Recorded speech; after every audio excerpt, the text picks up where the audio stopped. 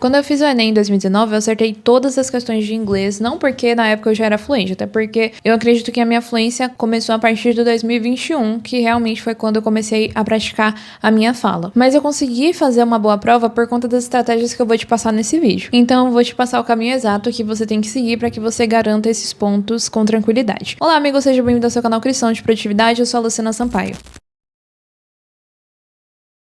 Antes de pular direto para as estratégias, quero muito falar sobre o perfil da prova para que você entenda mais detalhes. Tem muita gente que quando abre a prova de linguagens bate um desespero total porque essa pessoa pensa, eu não sei falar essa língua, como que eu vou fazer essa prova? Inclusive é a partir daí que tem muita gente que escolhe a prova do Enem em espanhol, mas esse é um problema muito grande porque de qualquer forma você vai ter uma grande dificuldade. Eu vou citar apenas um exemplo aqui, o falso cognato ou falso amigo. Tem muita palavra no espanhol que parece com a palavra em português, parece até mesmo um pouquinho com a pronúncia. E aí quando a gente vai ver, o significado é totalmente diferente. Embaraçada, em espanhol, significa grávida. Já no nosso português, essa palavra vai significar envergonhada. Uma pessoa ficou envergonhada. Geralmente a gente não usa tanto embaraçada, mas se a gente vê uma palavra dessa, a gente vai pensar que o significado é esse, quando na verdade é outro. Então os falsos cognatos na prova de espanhol, eles fazem com que essa prova seja ainda mais difícil do que a prova de inglês. Mas eu quero falar através desse vídeo que você não precisa fugir para o espanhol porque você não é fluente em inglês. Você pode sim fazer uma boa prova, apesar de não ser fluente, como eu falei no começo desse vídeo. Primeira coisa que você tem que entender é que você não vai estudar a gramática pura, porque a prova, a essência da prova, ela não vai cobrar de você a gramática. Então esquece essa ideia de estudar um monte de verbo irregular e ficar estudando esse tipo de coisa porque não vai te ajudar. O foco das grandes provas hoje é 100% interpretação. No Enem você vai encontrar muito conteúdo social, tirinhas, letras de música e poemas. Já em vestibulares como FUVEST ou Unicamp, o texto costuma ser mais acadêmico ou jornalístico. Mas aqui vai um segredo de ouro que muitas vezes as pessoas ignoram totalmente. Com certeza os textos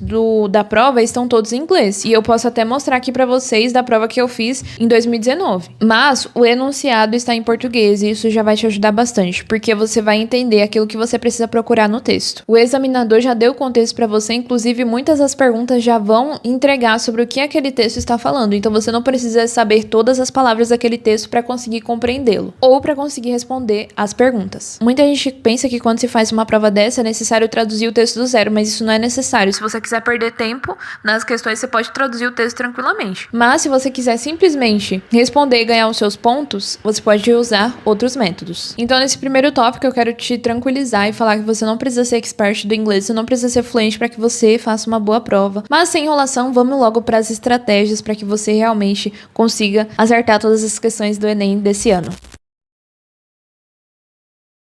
Para que você não perca o seu precioso tempo logo no começo da prova, é muito importante que você domine essas estratégias.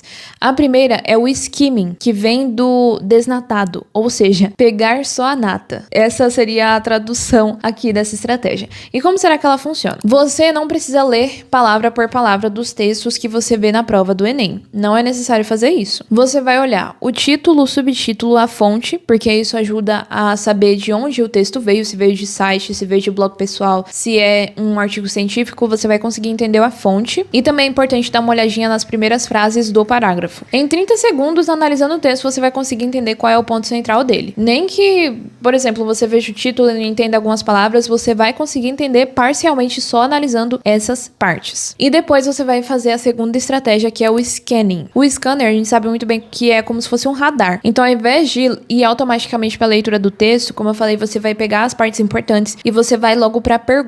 Essa dica eu peguei muito tempo e eu usava inclusive para as provas que eu fazia em português, então não precisa ser para a prova em inglês.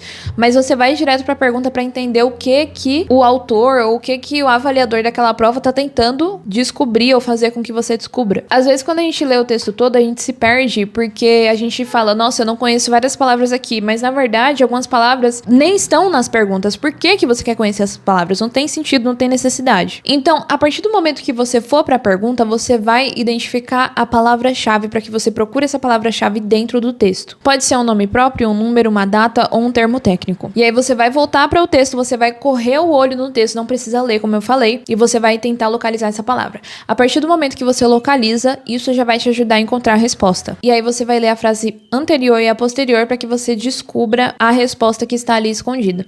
Foi exatamente isso que eu fiz na questão 4, então vou mostrar para você aqui rapidinho. Se não conseguir mostrar, depois eu vou gravar a tela para poder mostrar para vocês. Mas no meio da pergunta, falava sobre research. E aí eu peguei e identifiquei essa palavra, coloquei aqui a tradução como pesquisa, e depois eu procurei essa palavra no texto. E foi assim que eu achei a resposta dessa questão. Eu fiz o scanning aqui porque eu basicamente vi o que eles estavam pedindo na pergunta, fui pro texto, achei a palavra e foi assim que eu consegui responder essa questão. E você tem que fazer da mesma forma. Tem uma palavra aqui, eu sou fluente em inglês hoje, tá? Mas tem uma palavra aqui que eu nem sei o que é e não sei nem como que pronuncia. No final do terceiro parágrafo. Mas você repara que eu não li esse texto todo para que eu respondesse. Você não precisa fazer isso. Essa estratégia é essencial para que você evite ficar traduzindo palavra por palavra e se perder no meio do texto, sendo que às vezes nem é aquilo que a questão está pedindo. Anteriormente eu falei sobre como você pode fazer para ter uma prova tranquila, para conseguir identificar as respostas dentro do texto. Mas agora eu vou falar sobre como você pode estudar o vocabulário antes da prova do Enem, para que você se prepare ainda melhor. A ideia aqui é que você consiga expandir o seu vocabulário para que você não tenha que ter um dicionário inteiro na sua cabeça para fazer essa prova. A primeira estratégia que eu queria falar é sobre os cognatos, os seus melhores amigos, porque de 30 a 40% de um texto acadêmico em inglês vem de raízes latinas, o que torna as palavras idênticas ou muito parecidas com o português.